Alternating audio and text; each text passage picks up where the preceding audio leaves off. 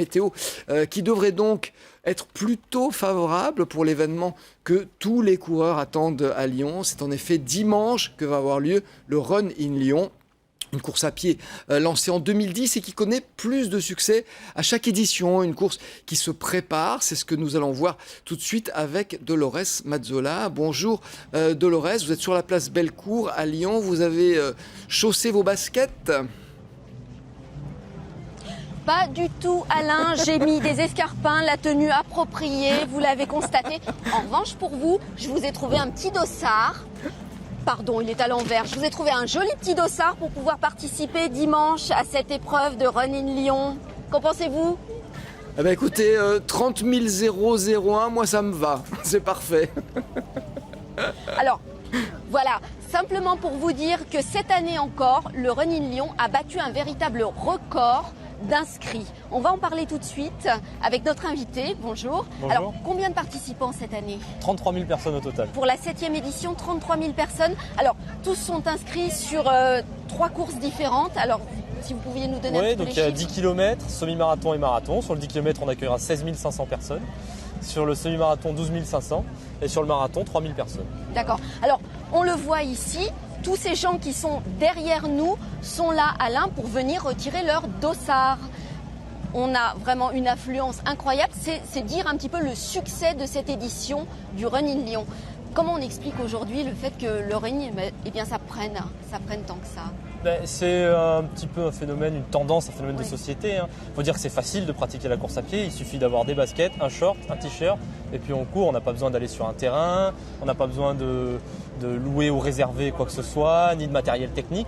Et donc de ce fait, la pratique est relativement facile, entre guillemets. On prend ses baskets, on sort dans la rue, on court. Et ça, c'est un véritable... C'est une tendance un petit peu moderne aujourd'hui de se mettre à courir parce qu'on se préoccupe de sa santé.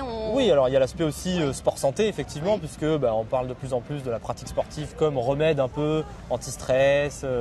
Puis de toute manière, c'est bien pour s'entraîner, pour le cœur, etc., etc. Donc forcément, ça favorise à faire émerger cette tendance, mais qui n'est pas nouvelle. Ça date quand même, ça fait quelques années qu'on sent et qu'on ressent un peu cet essor grandissant du running. Du running. Alors, le running urbain, c'est aussi quelque chose qui est en vogue dans les entreprises. Vous avez aussi beaucoup de gens qui viennent des entreprises et qui participeront cette année. Oui, sur 33 000 personnes inscrites cette année, il y a quand même près de 8 000 personnes qui sont inscrites via leur entreprise. C'est-à-dire que leur entreprise finance, entre guillemets, l'inscription de ses employés. Parce que je pense que les entreprises ont aussi pris conscience à un moment donné de l'intérêt à la fois de fédérer leurs employés, de les faire courir ensemble, c'est une manière de les rapprocher, et à la fois aussi de les initier à la pratique sportive. Parce que forcément, un employé qui est pas stressé, qui vient relax au travail, qui vient en basket. Voilà, qui vient en basket peut-être, je pense qu'il sera certainement plus efficace, plus productif, content de venir. Donc voilà, je pense qu'ils en ont... Ça crée un esprit d'équipe aussi Exactement, au sein des entreprises. Oui, totalement. D'accord, ça participe à ça. Alors, vous l'avez dit, il y a 3 parcours, le parcours de 10 km. Sur ce parcours-là, une petite nouveauté cette année, il y a plus de femmes inscrites que d'hommes. Oui, 51% de femmes contre 49% d'hommes. C'est vrai que c'est une tendance aussi qu'on observe depuis quelques années. Féminisation de la pratique de la course à pied. Tout simplement parce qu'on observe de plus en plus de femmes qui se mettent à courir et ça se ressent dans les compétitions après. Voilà. D'accord.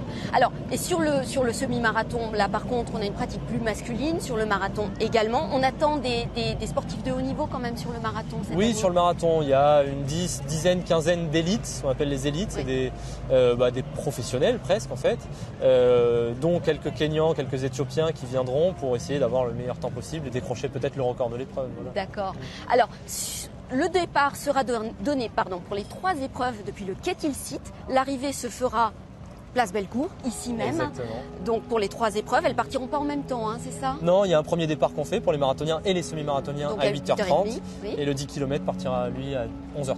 Alors, les difficultés sur ces 3 parcours, on peut en faire un petit point ? Oui, alors c'est quand même des parcours qui sont très très roulants. Il faut pas... Roulant, ça reste... c'est-à-dire que ça... Roulant, ça veut dire relativement plat, qui est propice à la performance. D'accord. Alors il faut un peu se méfier parce que sur le marathon et le semi-marathon, on va visiter en fait le pied des Monts d'Or en fait, puisqu'on passe à Caluire et Cuire, à Collonges, jusqu'au pont Paul Bocuse.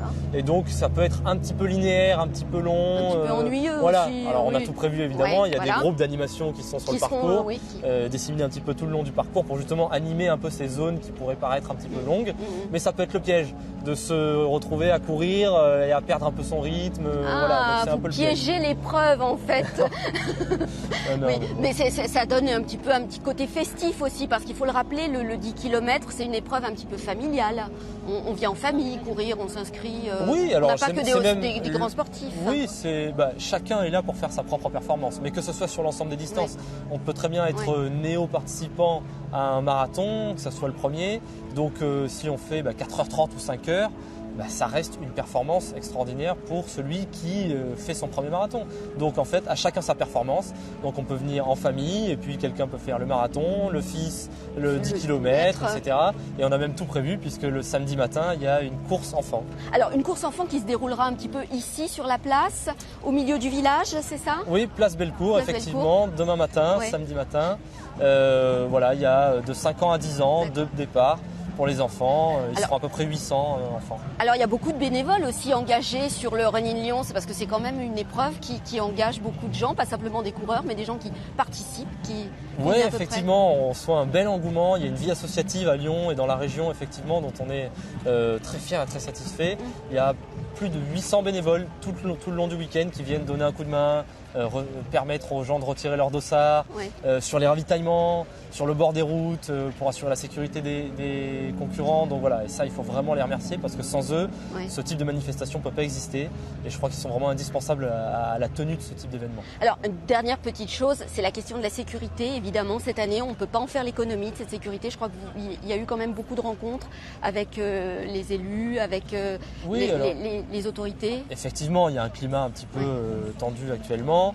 On l'a pris en compte forcément. Il y a eu des réunions qui sont faites avec les services de l'État, les forces de l'ordre, la municipalité, les municipalités. Et voilà, il y a des mesures qui vont être prises, des dispositifs renforcés par rapport aux années précédentes et on peut garantir la sécurité des coureurs. D'accord. Très bien, je vous remercie Christophe Puginier pour cette intervention. Je vais vous rendre ce dossard qui, je pense, va servir à un des concurrents. Ça lui manquerait sinon. Voilà, merci beaucoup pour votre participation. Alain, cette année, c'est trop tard pour l'inscription au Run in Lyon, vous avez bien compris. Mais je pense que pour l'année prochaine, est-ce que ça vous dirait de devenir un coureur du dimanche avec moi? Dolores, moi je croyais qu'il était pour moi ce dossard 30 001. Moi je m'apprêtais à venir. Il faut savoir que ma plus grosse performance, une blague. Ma plus grosse performance, c'est 6 km. C'était à l'armée. J'ai cru que j'étais mort à l'arrivée. Je pense qu'il va falloir que je m'entraîne pour venir l'année prochaine. Alors, vous allez devoir vous entraîner justement et je suis allée demander quelques bons conseils à notre coach sportif. Bonjour Olivier. Bonjour. Alors, dites-nous un petit peu comment on se prépare pour participer à ce type d'épreuve. Le 10 km, le semi-marathon, le marathon, ce sont des épreuves très différentes. Effectivement, c'est des épreuves très différentes. Alors, on va commencer avec le 10 km qui est une épreuve, on va dire, un peu moins exigeante. Qui est relativement accessible avec un minimum d'entraînement. Et puis par contre la distance du marathon, c'est vrai que c'est une distance qui demande beaucoup plus d'investissement à l'entraînement. Donc on a des coureurs sur le marathon, les coureurs qui s'entraînent très régulièrement vont se préparer sur une dizaine de semaines. Et puis pour des coureurs qui sont un peu moins, on va dire, habitués à la course à pied, ça va être des mois, voire pour certains une année d'entraînement. Alors effectivement, on ne fait pas un marathon comme ça du jour au lendemain, on s'entraîne. Est-ce qu'il y a quand même cette pratique sportive, est-ce qu'elle est réservée à un public précis ou est-ce que tout le monde peut un jour se dire je vais courir un jour dans ma vie le marathon? Alors on peut envisager de courir le marathon, mais ça va être sur du long terme. Si on n'est pas coureur, on va déjà commencer par déjà s'habituer à s'entraîner régulièrement, finir son premier 10 km, finir son premier semi-marathon et puis ensuite on viendra à la distance du marathon. Je dirais que pour courir un marathon et pour bien se préparer à un marathon, il faut déjà s'habituer à courir 3 fois par semaine. Ça me paraît être un minimum. Un minimum. Est-ce que aujourd'hui on est à J-2 par rapport au lancement de l'épreuve, est-ce qu'il y a des choses à ne pas faire? J-2 sur le plan de l'entraînement, les dés sont jetés, donc on va évidemment plus favoriser le repos. On peut courir, faire un petit réveil musculaire demain, une petite trentaine de minutes, pas forcément plus. On va pas forcément mettre d'intensité dans ces entraînements, puis on va surtout, je dirais, se reposer en vue du jour J. D'accord. Et est-ce qu'il y a des aliments à privilégier pour améliorer ses performances? Question bateau, mais Alors, on se pose tous la question. C'est pas forcément améliorer les performances, mais c'est en tout cas prendre le départ avec, si on fait l'analogie avec une voiture, il faut prendre le départ avec le réservoir, avec le plein d'essence. Oui. Voilà. Donc on va privilégier plutôt tout ce qui est aliment des types de sucres lents, alors ce qu'on va trouver dans le riz, dans les pâtes, etc., qui sont finalement ce qui va servir à se stocker dans les muscles pour que les muscles aient le carburant nécessaire le jour de la course. Donc on va plutôt axer sur ces aliments-là, et puis on va éviter tout ce qui est évidemment alcool, tout ce qui est aliments acides, type jus d'orange, tout ce qui est aliments gras, etc. Les jus On va d'orange? éviter. J'aurais pensé que le jus d'orange, moi, ça donnait un petit peu de vitamine et ça permettait justement d'avoir Ça donne de la boost. vitamine, mais c'est quand même très acide et ça peut aussi occasionner des troubles gastriques. Donc on va éviter un petit peu les 2 jours précédant la course. Bah, je l'apprends, je l'ignorais complètement. Voilà. Très bien. Et en termes de récupération, alors une fois qu'on a fait la course, on a fait son temps, etc., comment on récupère pour pas avoir de douleurs musculaires, pour pas avoir de crampes? Alors les douleurs musculaires, les On crampes, va c'est les quelque chose avoir. de normal, hein, puisqu'on court Dommage. sur du macadam, donc c'est traumatisant, on va dire, sur le plan musculaire.